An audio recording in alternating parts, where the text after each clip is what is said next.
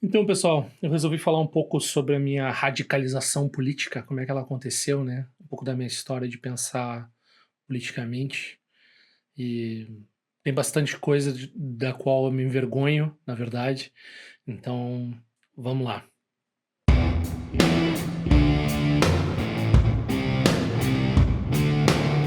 Estou em processo de mudança. Esse cenário que vocês estão vendo aqui, eu não sei como é que vai ser, onde eu vou gravar agora, de que jeito. Já estou passando bastante calor, porque tô treinando essa história de não usar ar-condicionado, porque não vai ter ar-condicionado no outro lugar.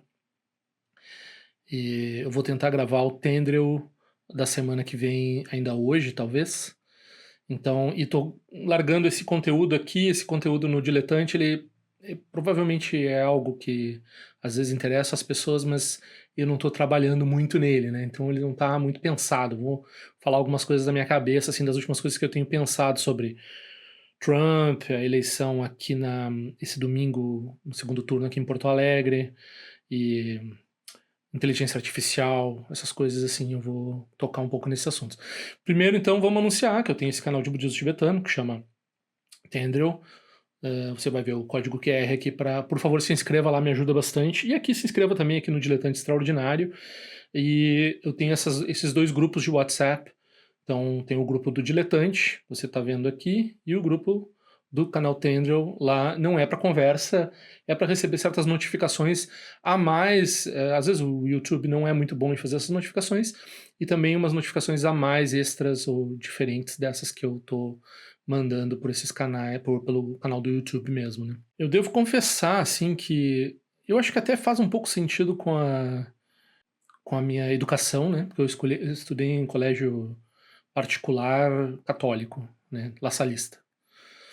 E meus colegas eram tudo riquinhos, né? Então tinham essa mentalidade classe média brasileira, assim, e eu não pude escapar disso, né? Então por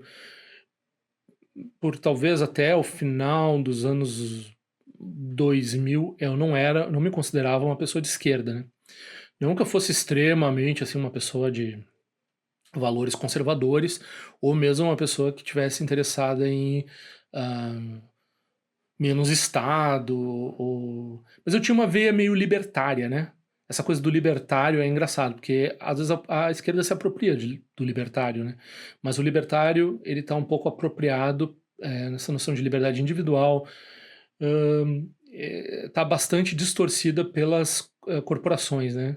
Quando a pessoa está lutando aí por liberdade de expressão, é liberdade, na verdade, de contribuição de campanha, e, na verdade, de contribuição de campanha de corporação, que é o que tem nos Estados Unidos, né? Aqui não sei exatamente como funciona aqui no Brasil, mas lá nos Estados Unidos dinheiro é fala e você dá dinheiro para candidato é protegido. Então eu até estava vendo recentemente uma reportagem sobre o Trump, principalmente o Trump, também os democratas também fazem isso.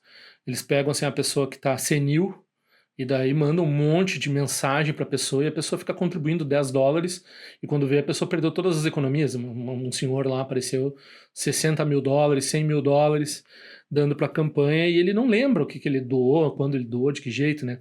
E daí a reportagem terminou dizendo assim, então tá, né, até o Partido Democrata garante, a organização lá que pede, que devolve na honra, assim, né? Tipo, legalmente não precisaria devolver, mas até devolve porque sabe que existe esse problema e acha moralmente errado pegar essa grana e tal, etc. Mas aí eles terminam dizendo assim: não tem muito o que fazer legalmente porque dinheiro fala aqui nos Estados Unidos.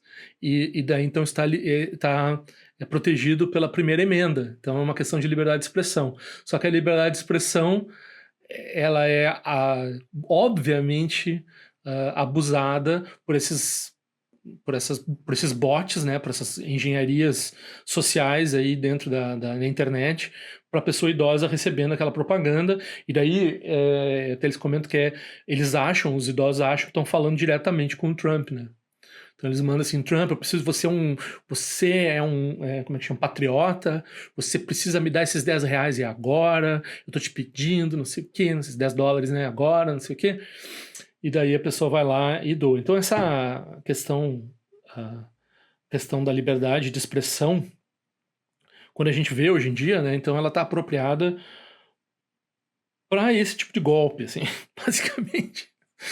Quando tu for falar de liberdade de expressão na internet, como a questão do Elon Musk, tu tem que assinar um negócio lá para ganhar 1 milhão, tá comprando as eleições agora, né? Tá dando prêmios de US$ 1 milhão para quem se compromete a votar no Trump. E tá também numa margem legal cinzenta, assim, o que ele tá fazendo, porque ele não tá dando dinheiro, né? Ele tá permitindo que a pessoa participe num concurso para ganhar um dinheiro e tal, etc. Mas enfim, né? Como é que se diz? Nunca fui fã do Elon Musk. Essa coisa no currículo eu não tenho esse problema, né? A gente tem, aliás, é, em comum, assim, quando eu era criança eu gostava das coisas que ele gosta, né? Isaac Asimov, agora ele fez essa apresentação meio patética, tem que dizer, né? Assim, esses robozinhos e tal, tudo meio programado e tal. Essa última apresentação lá não sei se é da Tesla ou qual a empresa dele, e aqui dizia assim, We Robot, que era a coletânea maior de coisas de robô do Asimov.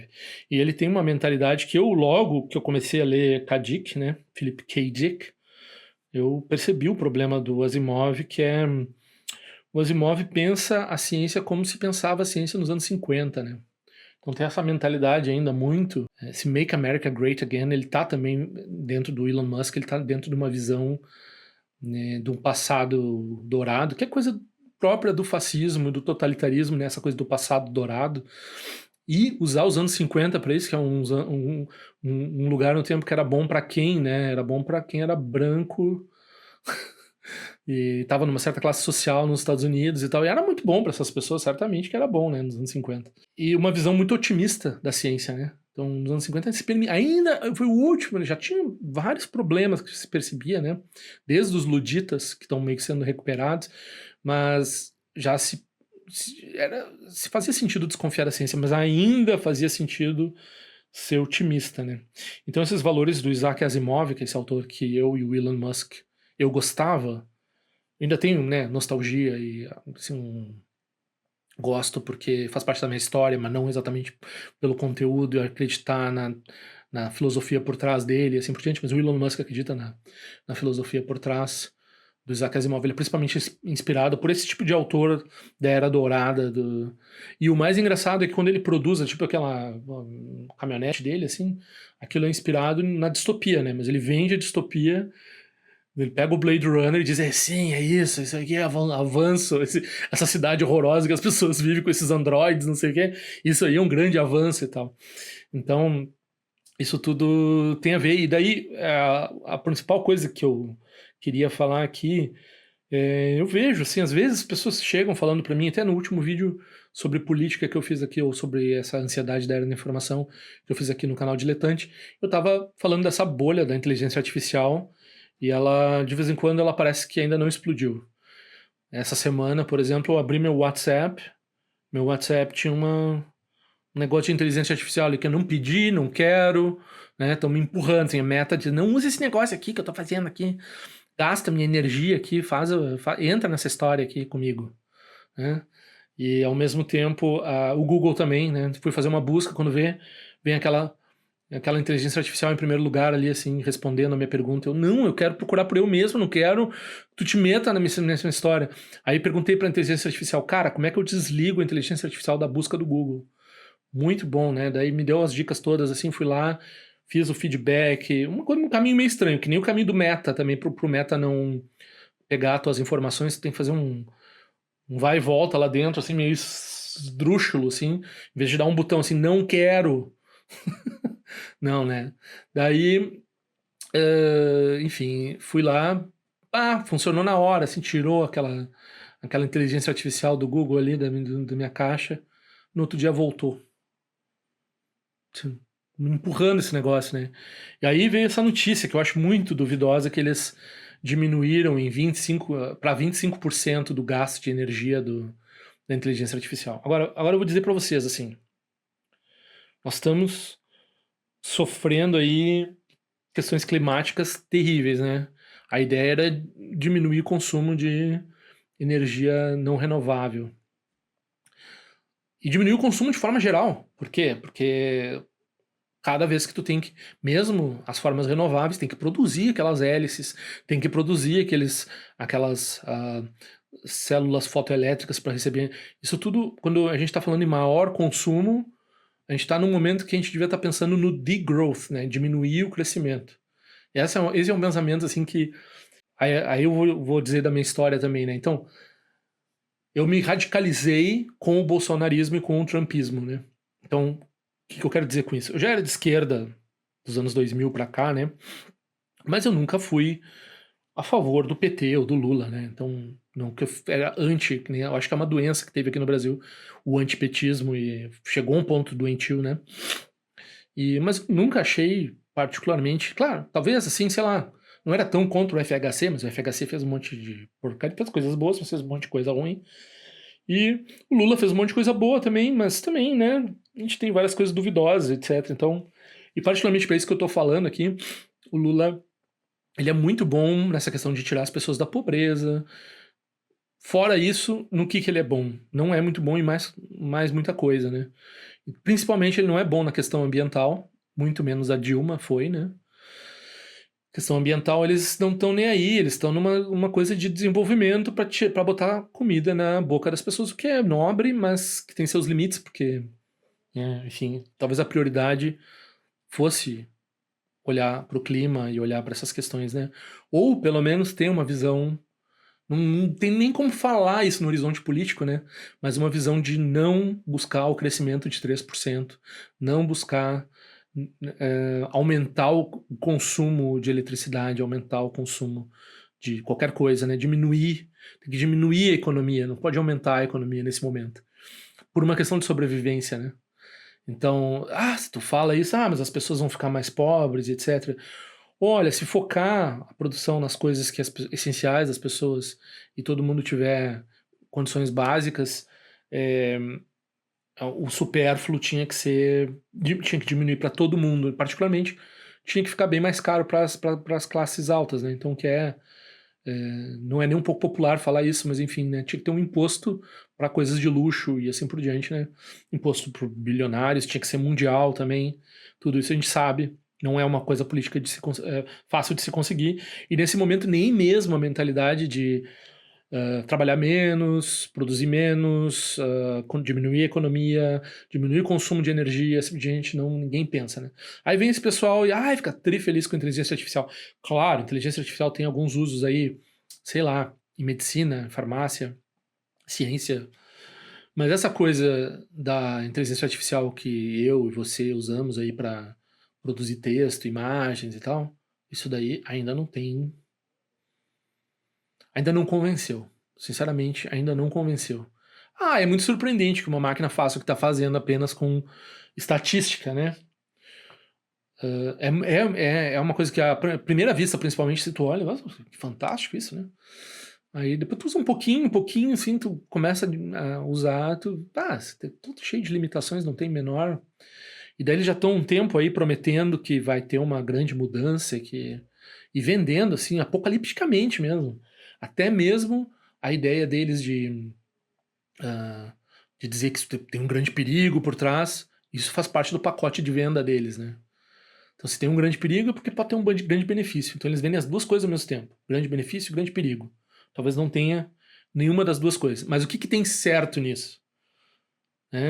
É o Google querendo fazer data centers agora, cada um deles com uma micro usina nuclear dentro, assim.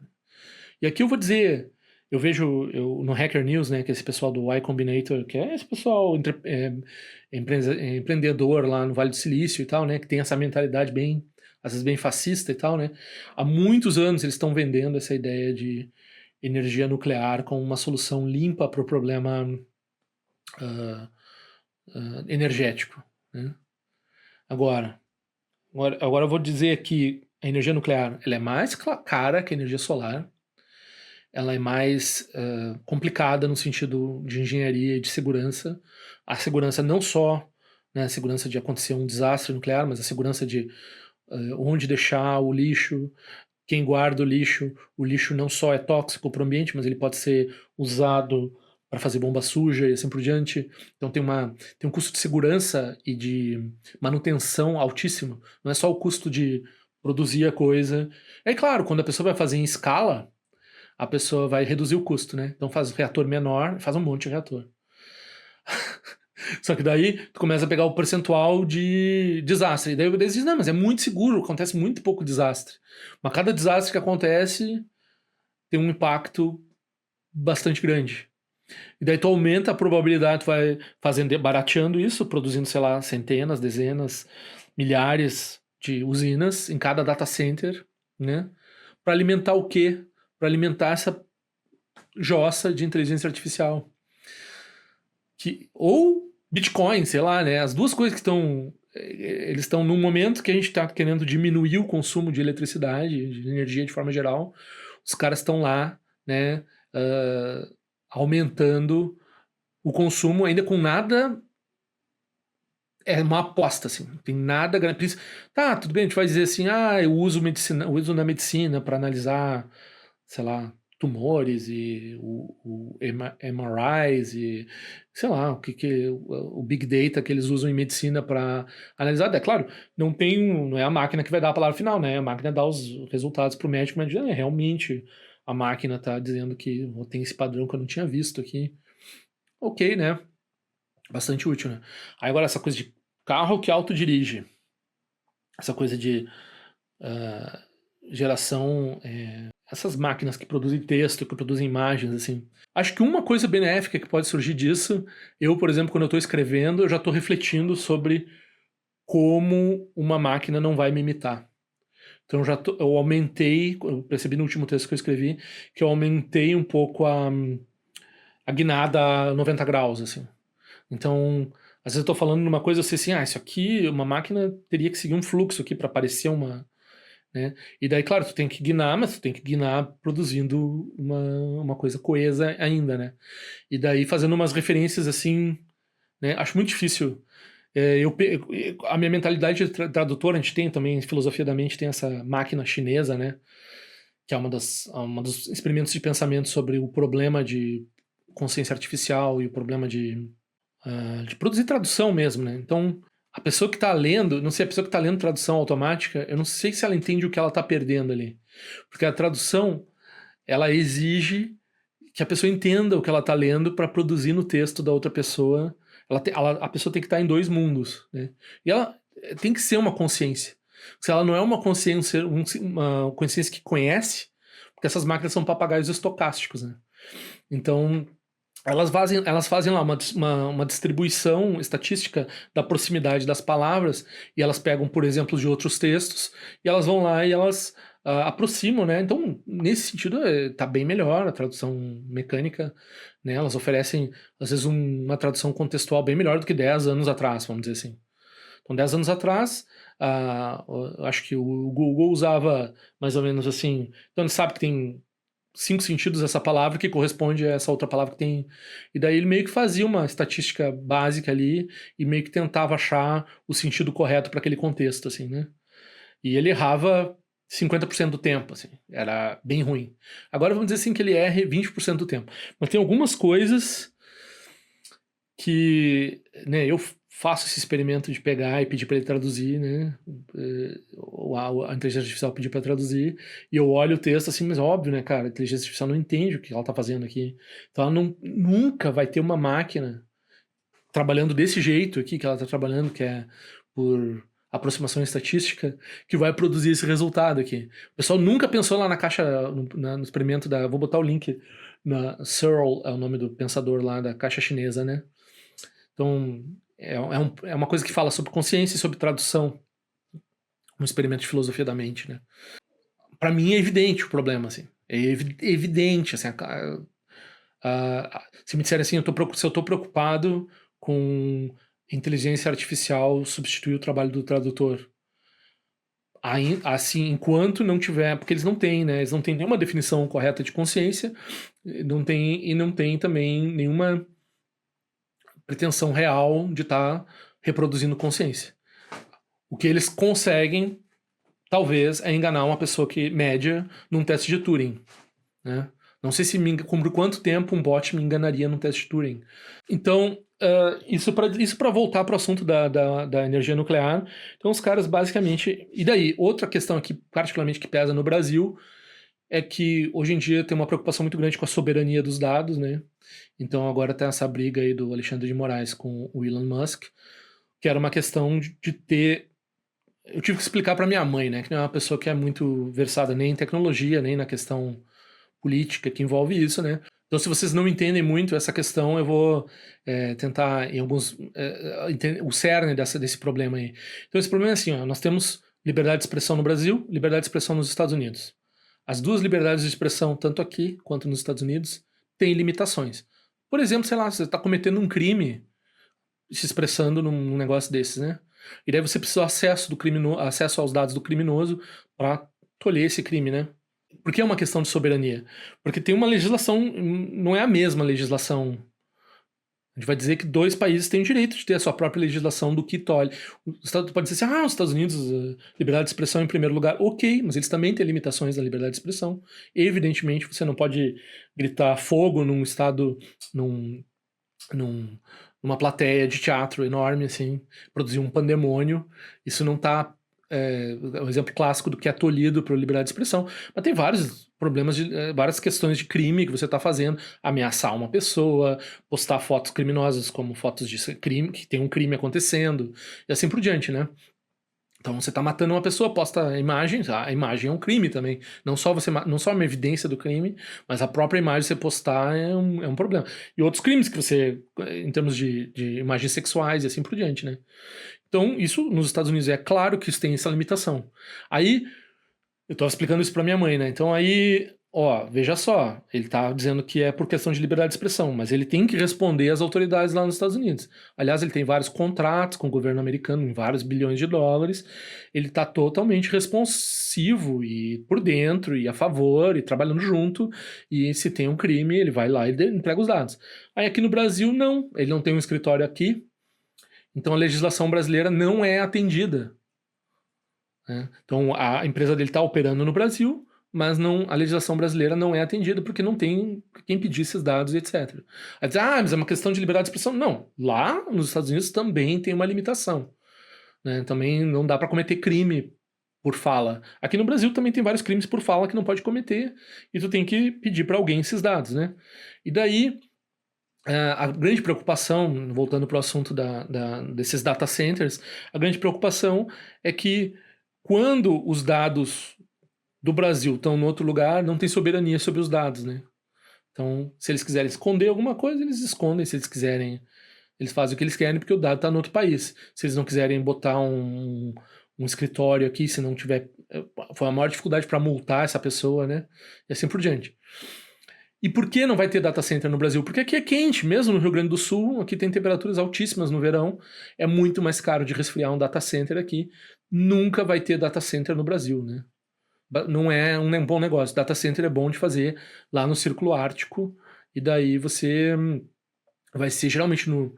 Ou pode ser que tenha na Argentina, ou sei lá, né, na Antártida alguma vez, mas é muito mais barato, muito mais interesse para eles, hemisfério norte, que o círculo polar está dentro ainda dos países, e eles podem fazer lá, e eles têm uma grande economia de energia, porque o mundo lá já é mais frio, então eles não precisam resfriar tanto, porque já está frio, né? Então as usinas nucleares que eles vão construir vão trabalhar menos, vamos dizer assim. Isso daí, ó, é uma assimetria aí norte-sul que vai continuar e que vai prejudicar aqui os brasileiros, em especial, né? Então, a gente vai ter que pleitear legislações internacionais com relação a isso, e também com relação a taxar bilionários, etc. Esse tipo de. Né, aí, mas um governo mundial, etc. O pessoal da conspiração fica chateado, não sei o quê. Então, né? E além disso, né? Além dessa questão dos data centers, do consumo de energia, etc., reparem bem por que existe aqui no Porto Alegre ter essa eleição aqui. O Melo, né, que não é 100% responsável pelas enchentes aqui. Claro, as enchentes são um evento que está além da. Ele não é de uma ideologia que tem a ver com diminuir o impacto ambiental, né? Mas tudo bem. Não foi o impacto ambiental aqui do Rio Grande do Sul apenas que causou tudo isso, né? E não foi só o governo dele que foi negligente, mas há muito tempo não tem um governo de esquerda também, aqui em Porto Alegre, 20 anos. Né?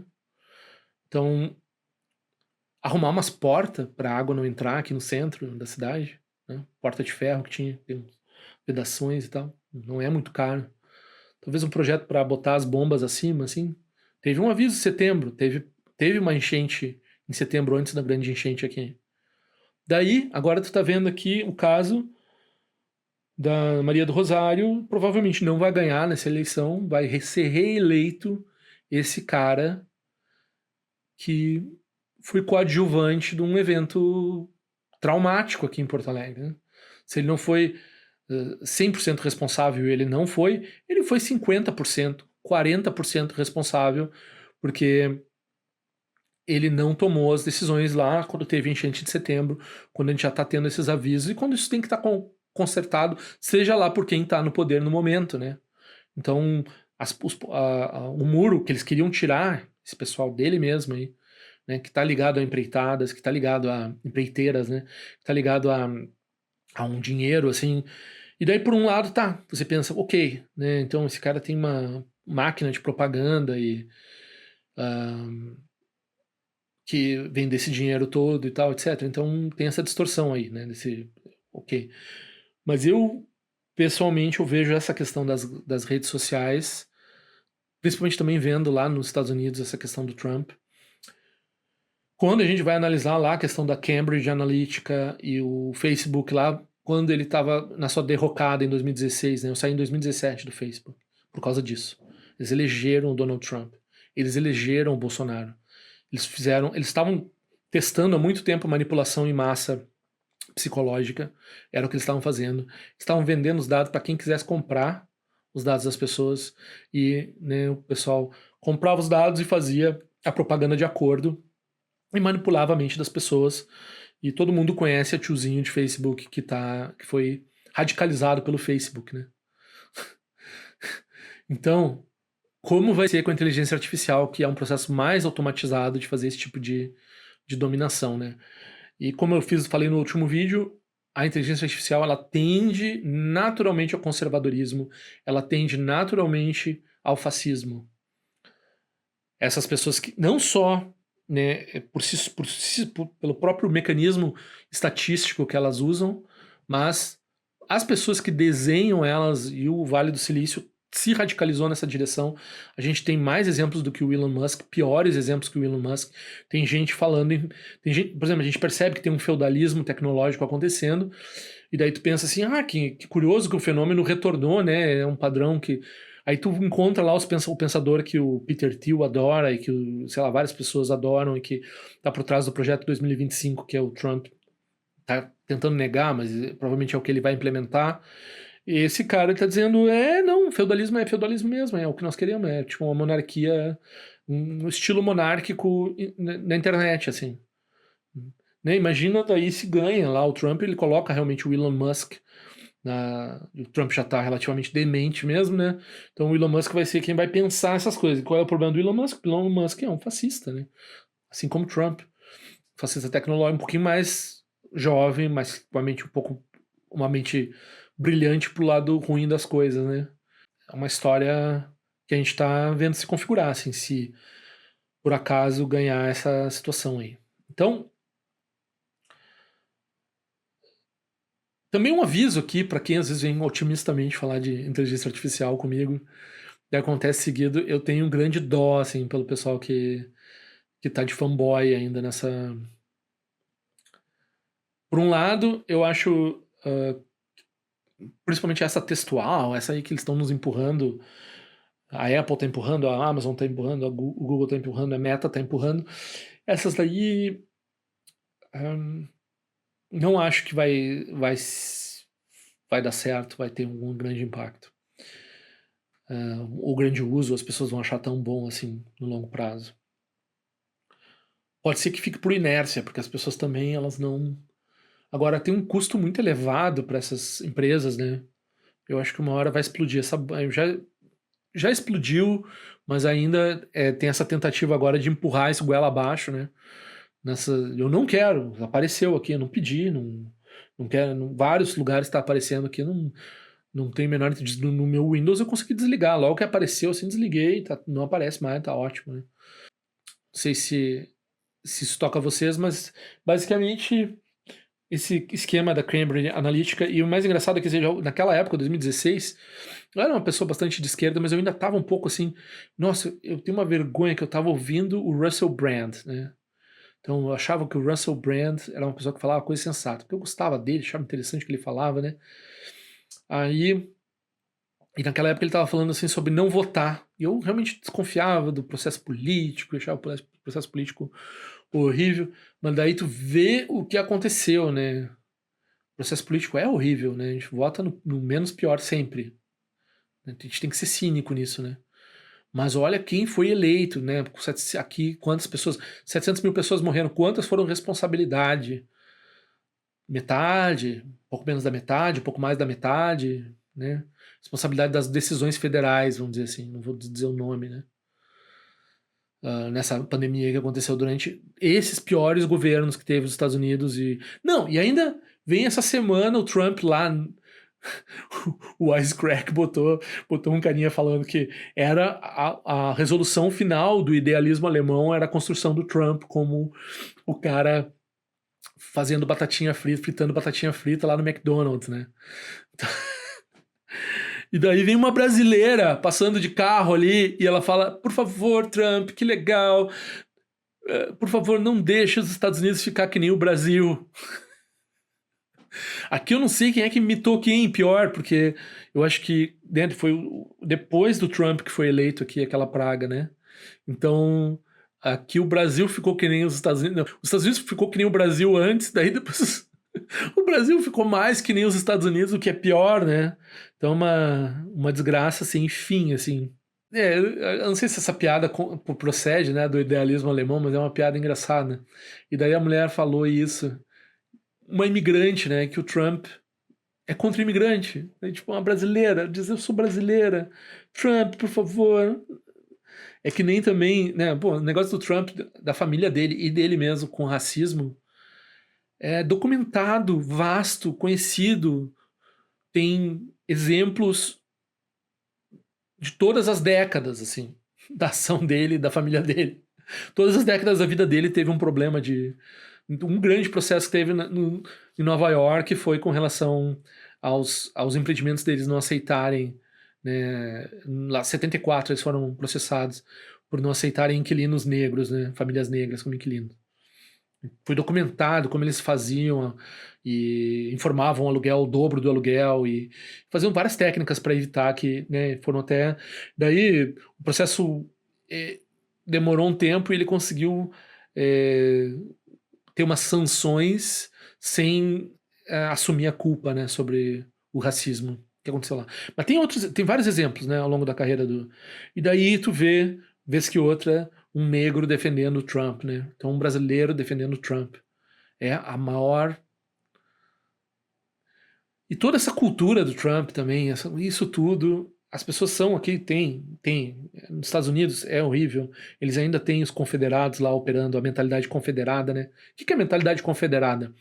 É a mentalidade que queria ganhar a guerra da secessão e que perdeu a guerra da secessão, que foi uma guerra travada por causa da escravidão. Então essa mentalidade racista, a gente sabe, no sul dos Estados Unidos, em todos os Estados Unidos, mas particularmente no sul, e certa mentalidade americana raiz, que não é nativo americana e não é américo-africano-americana, alguma coisa assim, essa mentalidade anos 50, parecida com essa do Asimov, isso tem bastante lá e tal ainda, tá, né? Vocês não nos substituirão, né? Coisa assim. Replacement theory, a teoria de substituição.